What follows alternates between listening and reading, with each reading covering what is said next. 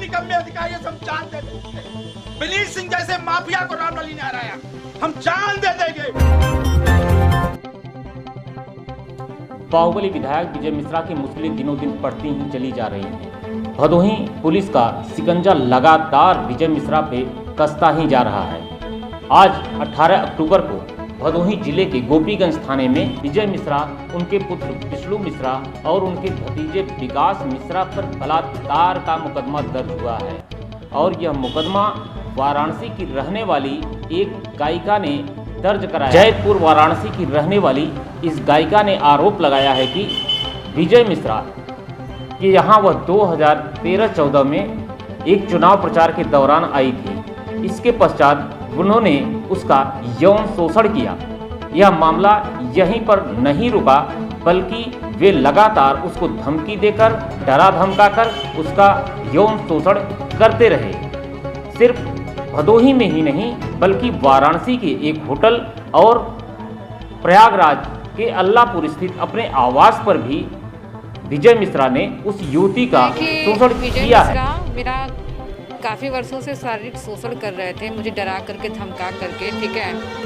और उन्होंने मेरा रेप भी करवाया है।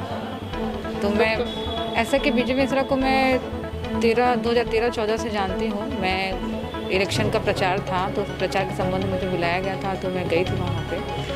और वहाँ पे उन्होंने अपने बाहुबली विधायक के बल पे और मेरे साथ ज़बरदस्ती उन्होंने वो किया। और उस समय मेरे अंदर उतनी क्षमता नहीं थी और मेरे अंदर उतनी बुद्धि नहीं, छोटी थी मैं 2013-14 में। तो मेरा शारीरिक शोषण किया और फिर मुझे ब्लैकमेल भी करते थे।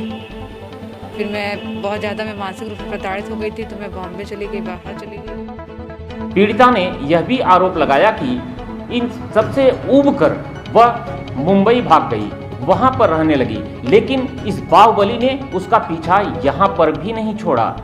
विजय मिश्रा ने लगातार वीडियो कॉल करके उसको प्रताड़ित किया। यही नहीं, विजय मिश्रा जब वीडियो कॉल करते थे तो अपने आप को नंगा करके उसे दिखाते थे। युवती ने साफ साफ कहा है कि न्यूड होकर वीडियो कॉल करते थे।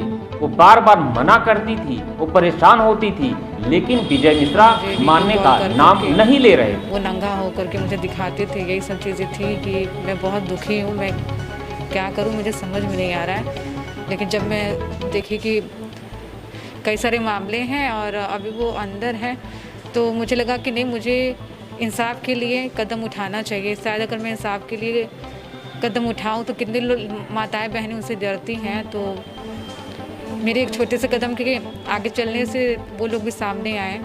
इस वजह से मैं अपने साथ हुए अन्याय के लिए इस मामले में भदोही जिले के पुलिस अधीक्षक रामबदन सिंह ने बताया कि 2014 में कार्यक्रम के दौरान विजय मिश्रा से युवती की भेंट हुई थी।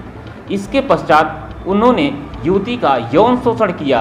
यही नहीं, वाराणसी जब उनके पुत्र विष्णु मिश्रा और भतीजे विकास मिश्रा उसे छोड़ने के लिए जा रहे थे, तो रास्ते में गाड़ी में ही युवती का बलात्कार किया है। एक लड़की ने आकर के एक तहरीर दिया है थाना गोपीगंज में कि सन 2014 में जब इलेक्शन चल रहा था, तब विधायक विजय मिश्रा ने मुझे अपने यहाँ कार्यक्रम के लिए बुलाया था और उसी दिन मेरे साथ ज़बरदस्ती मेरा यौन शोषण किया और उसके बाद मुझे माँ जान से मारने की धमकी दी।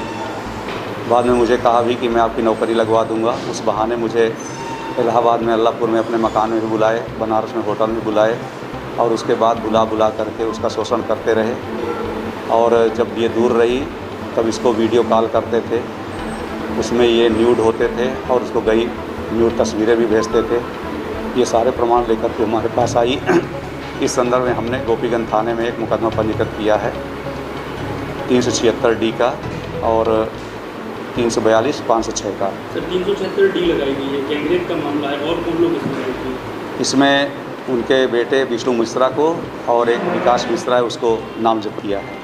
इन लोगों ने सर कब युवती से मुलाकात की? बेटे ने इनका तो एक ही बार उस तहरीर में जिक्र है कि जब 2014 में आई थी, तभी जब ये कहा था कि अब इनको छोड़ाओ, तो उन्होंने रास्ते में दोनों ने मेरे साथ गाड़ी में मेरे साथ बलात्कार किया था।